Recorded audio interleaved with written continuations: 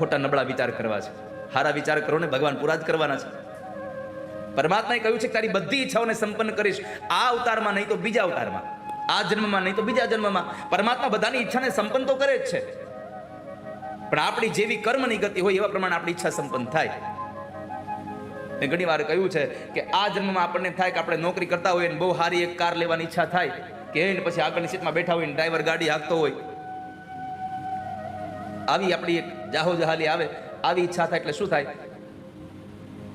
એ સારી મોંઘી કાર લેવા હાટુથી પછી આપણે ગમે તેનું કાળું ધોળું કરીએ, ગમે તેના ભાગનું આપણે લઈ લઈએ, એટલે પછી એમાં કાર આવે એની પહેલા આપણે મરી જઈએ, પછી બીજો જન્મ કૂતરા જેવો થાય, બીજો જન્મ કૂતરાની યોનિમાં થાય, શ્વાન બનીને આવે.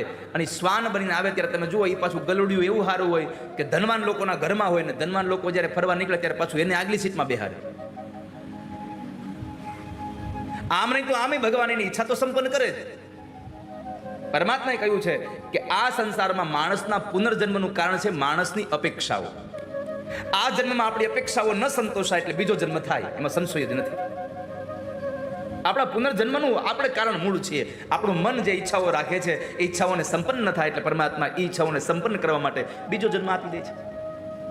જો બીજો જન્મ ન જોતો હોય તો ઈચ્છાઓને સંપન્ન કરી દેજો. શ્વાસ ખૂટી જાય અને ઈચ્છાઓ બાકી રહી જાય એને મૃત્યુ કહેવાય, પણ ઈચ્છાઓ પૂરી થઈ જાય અને શ્વાસ બાકી રહી જાય એને આ સંસારમાં મોક્ષ કહ્યો છે. ઈચ્છાઓ જ ન રહે કાંઈ, બસ કેવલ પ્રભુ દર્શનની લાલસા હોય, કૃષ્ણ દર્શન લાલસા. પરમાત્માએ પૂતનાનો ઉદ્ધાર કર્યો, પ્રાણ ખેંચ્યો છે અને એ પૂતના ધરાશાયી થઈ. આ પૂતના એટલે અવિદ્યા છે. અવિદ્યાને મારવા માટે એક જ શ્રેષ્ઠ સાધન છે, માણસ સત્સંગ કરે. અને એ સત્સંગમાં જવાથી માણસની અવિદ્યાઓ મરે છે, જીવનમાં વિવેક આવે. બીનું સત્સંગ વિવેક ન હોય. જ્યાં સુધી સત્સંગ નહીં કરો ત્યાં સુધી વિવેક નહીં આવે. પણ આ સત્સંગ ક્યારે મળે? રામ કૃપા બિન સુલભ. રામની કૃપા વગર મને તમને સત્સંગ પણ સુલભ નથી. પરમાત્માની કૃપા થાય તો જ ત્રણ વસ્તુ મળે. દુર્લભમ ત્રયમેવે તદ દેવાનુગ્રહ હેતુકમ મનુષ્યત્વમ મુમુક્ષુત્વમ મહાપુરુષ સંશ્રય. આ ત્રણ વસ્તુ, માણસનો અવતાર, કથા સાંભળવાની ઈચ્છા અને કથા સંભળાવનારો એક સંત મહાપુરુષ મળે તો સમજવું આ કેવલ પ્રભુની કૃપાથી જ બધું મળ્યું છે મને. ભગવાન આદિ શંકરાચાર્ય મહારાજે વિવેક ચૂડામણીમાં લખ્યું છે, દુર્લભમ ત્રયમેવ તદ દેવાનુગ્રહ હેતુકમ. આ સંસારમાં ત્રણ વસ્તુ કેવલ પ્રભુના અનુગ્રહથી મળે છે. તો સત્સંગ પણ પરમાત્માની, પ્રભુની એકમાત્ર કૃપા દ્રષ્ટિથી મળે છે.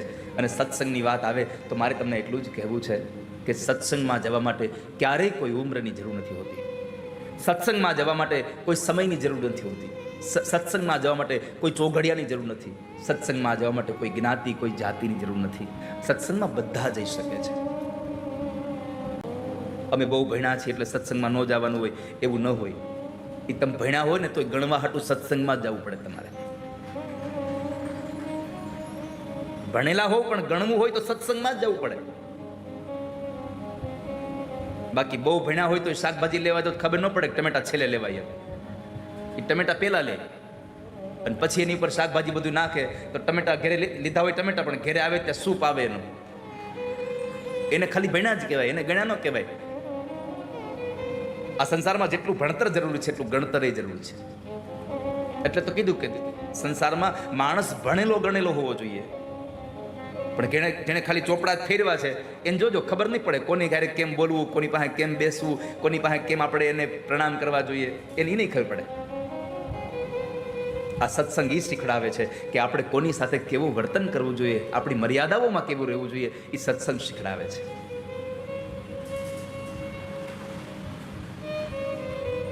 ઓલી બધી નિશાળો છે ને, આ નિશાળ જ છે.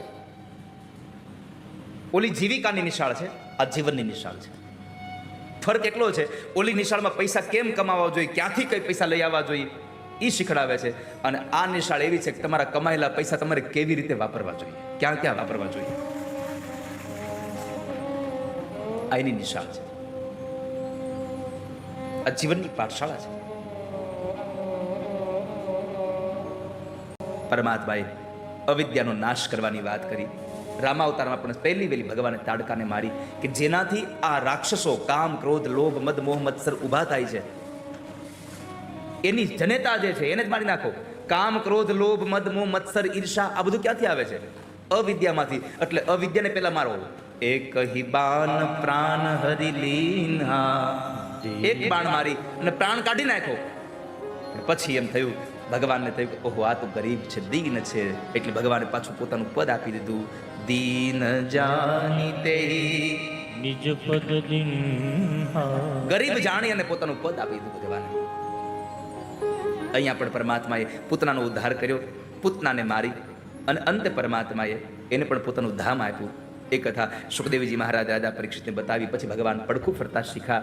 તો પણ પરમાત્માના એ પડખું ફરવાનો ઉત્સવ નંદબાબાએ ઉજવો, આખા ગોકુળને ધુવાડા બંધ જમવાનું આપ્યું. ત્યારે શક્તાસુર નામનો એક રાક્ષસ બળદગાડાનું રૂપ લઈને આવેલો, જે ભોગ વૃત્તિ છે અધ્યાત્મ જગતમાં, પરમાત્માને એ યશોદાએ ભગવાનને સ્નાન કરાવી, વસ્ત્રો પહેરાવી અને બળદગાડા નીચે સુવાડી અને પોતે ઉત્સવમાં ગયા. એટલે ભગવાને એક પાટું મારી અને બળદગાડાને ઊંધું નાખી અને ત્યાં એક ઘટના સર્જન થઈ. જુઓ, આ યશોદા એટલે બુદ્ધિ છે. આ બુદ્ધિ ભગવાનને મૂકી અને જો આ સંસારના ભૌતિક સુખોને માણવા જાહે એટલે જીવનમાં ઉલ્કાપાત આવે ને આવે, એમાં સંશય જ નથી. અહીંયા યશોદાજી ઠાકોરજીને મૂકીને ઉત્સવમાં નાચવા લાગ્યા એટલે ભગવાનનું બળદગાડું ઊંધું પડ્યું.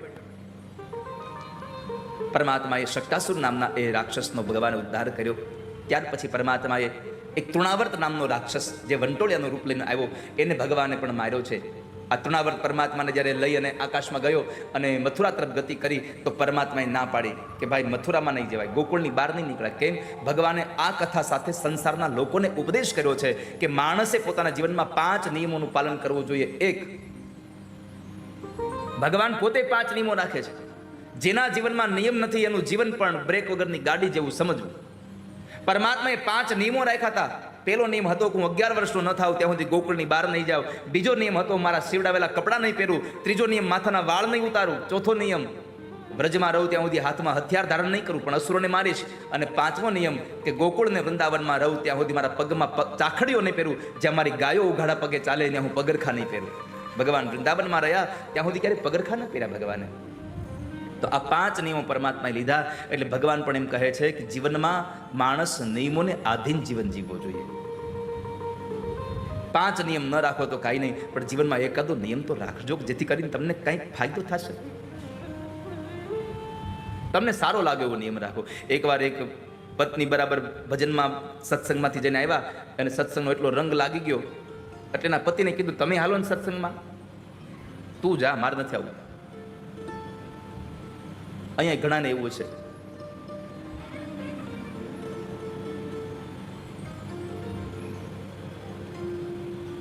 તું જા સત્સંગમાં.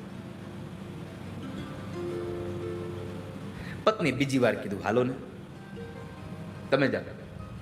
બહુ કીધું પણ પતિ માન્યા નહીં. એટલે પત્ની કીધું એક કામ કરો, તમારે સત્સંગમાં ન હોય તો કાંઈ નહીં પણ રોજનો એક નિયમ લ્યો. આને થયું નિયમ હું લેવો. અંતે વિચાર્યું એક કામ કર, નિયમ લઈ લઉં. હું આપણા ઘરની મેડીનો જે આપણો રૂમ છે, હા, એ રૂમની બારી ખોલીએ એટલે ત્યાં પાછળ પેલા કુંભારનું ઘર છે, હા, એના આંગણામાં ગધેડો બાંધ્યો છે. ગધેડાનું મોઢું જોઈને ચા પીવાનું. સૌથી પહેલા એનું મોઢું જોવાનું, પછી મારે ચા પીવાનું. સારું લ્યો, પત્નીથી નિયમ તો રાખ્યો. તેમાં બરાબર રોજનું થયું. ઉઠીને પેલા દરવાજો ખોલીને કે હાલો મોઢું જોઈ લીધું, ચા બનાવો.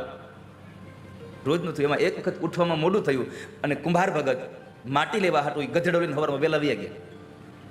અને આને ચાની વગર હાલે, ચા વગર હાલે નહીં. અમુક ને એમ જ હોય. એ ચાનો કપ બાજુમાં આવતી તો એની આંખ ખુલે.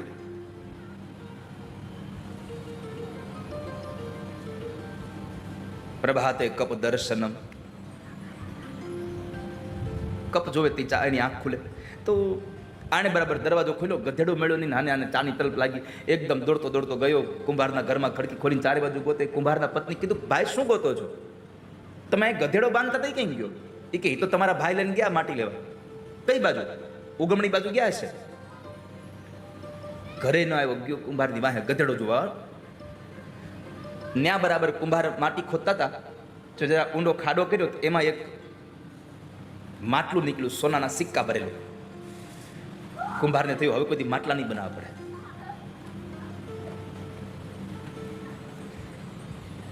હવે માટલા નહીં ઘડવા પડે. હેમુ,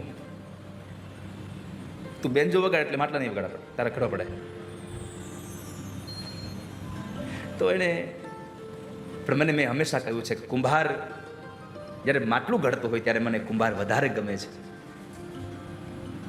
આપણને થાય કુંભાર માટલું ઘડવામાં કેટલું ઉપરથી માટલાને ટીપે છે, પણ આપણી નજર ખાલી ઉપરથી ટીપે છે એની ઉપર જ છે. તમે જોયું છે, ઉપરથી જેટલું ટીપે ને એના કરતાં વધારે પ્રેમાળ હાથ અંદરથી પ્રસરાવતો હોય છે, ત્યારે માટલું તૈયાર થાય છે. આ સંસારના સંતોનું પણ આવું છે, ઉપરથી એટલો જ ટીપે છે, અંદરથી એટલો જ પ્રેમ કરતા હોય છે, અને આનું જીવન સારું બને. અને જે વધારે ટીપાયેલા માટલા હોય ને એ જ ટાઢું પાણી આપે, બાકીના તો આપણે ટાઢા કરવા પડે, એને કપડાં વીટવા પડે તો એ ટાઢું થાય. હા, આ તમે જાઓ તો અમુક અમુક જગ્યાએ એને ટાઢા કરવા પડે, જેની પાસે આપણે ટાઢાની આશા રાખી હોય એને ટાઢા આપણે કરવા પડે. તો કુંભાર બરાબર બેઠા બેઠા હરખાતા હતા કે હવે માટલું નહીં ઘડવું પડે, થઈ ગયું રેડી. ત્યાં બરાબર ઓલા નિયમવાળો ભાઈ આવીને જોઈ લીધું કરીને પાછો વળ્યો. અને કુંભારને થયું કે આ હમણાં ગામમાં જઈને કહે તો આ બધું ધન વયું જાય સરકારમાં. ઉભા રહો. અરે ના, જોઈ લીધું. એકદમ દોડતા જઈને પકડી કીધું ઉભા રહ્યો, તમે કોઈને ગામમાં કહેતા નહીં. ના, જોઈ લીધું. અરે પણ તમે કોઈને કહેતા નહીં, આમાંથી અડધા રાણી સિક્કા તમારા અડધા મારા, પણ તમે કોઈને કંઈ કહેતા નહીં કે. હવે તમે વિચાર કરો, એક ગધેડાનું મોઢું જોવાનો નિયમ રાખ્યો તો હવારમાં રાણી સિક્કા મળ્યા, રોજ હવારમાં ઉઠીને ઠાકોરજીના દર્શન કરવાનો નિયમ રાખ્યો હોય તો, રોજ ભગવાનના દર્શન કરવાનો નિયમ રાખ્યો હોય તો શું પ્રાપ્ત ન થાય સંસારમાં. તો ભગવાનના દર્શન કરજો. પરમાત્માએ 5 નિયમો સાથે જીવન જીવા, આપણે એકાદો નિયમ જીવનમાં રાખીએ. અહીંયા પરમાત્માએ એ તૃણાવ્રતને પણ અંતે એક મતિ એવી થઈ કે ભગવાને વજન વધાર્યો એટલે એને એવું થયું કે આ કોઈ પથ્થરની શિલા છે કે કોઈ બાળક છે. પથ્થરની શિલા અંતે યાદ આવી, પરમાત્માએ પથ્થર સાથે પટકી અને એને માર્યો. અંતે યા મતિ સા ગતિ. અંત સમય જેવી મતિ હોય એવી જેની ગતિ થાય.